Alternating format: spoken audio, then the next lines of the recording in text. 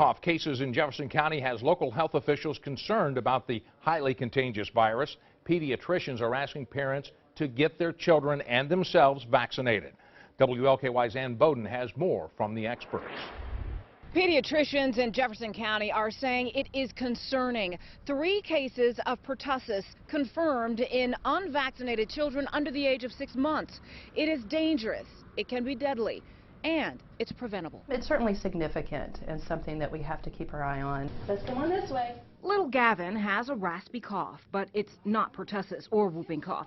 But Debbie Wallace with Pediatric Partners of Jeffersontown says too many parents don't come in to make sure, and it's led to a sudden rise in local cases in infants. All the moms of these kids, I believe, wanted to have their kids vaccinated, and just different circumstances caused them to not be, whether it was missed doctor's appointments or being sick. In the last 2 weeks, 3 babies in Louisville under the age of 6 months have tested positive for the deadly virus.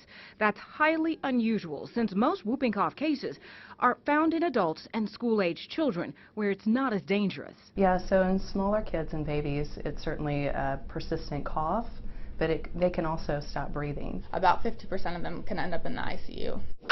Since pertussis is a virus that affects the respiratory system, it can be deadly. That's why the Jefferson County Health Department is urging parents to be vigilant in getting their children and themselves vaccinated. Yeah, you can pass on a dangerous disease if you're not being careful and not taking the proper precautions.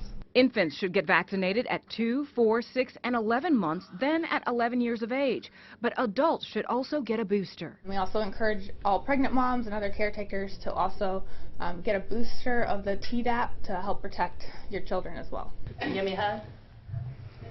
Oh. Doctors say if you're not sure if you or your child has been vaccinated against pertussis and the whooping cough, it's as simple as calling the pediatrician or your local doctor. Here in J-Town, Ann Bowden, WLKY News. And Indiana is also seeing a high number of whooping cough cases. There have been 162 so far this year statewide, including 37 involving children 1 year or younger. Now, the symptoms for whooping cough include fever, persistent bark-like cough, and lethargic attitudes. In smaller children, a lack of appetite, difficulty breathing, and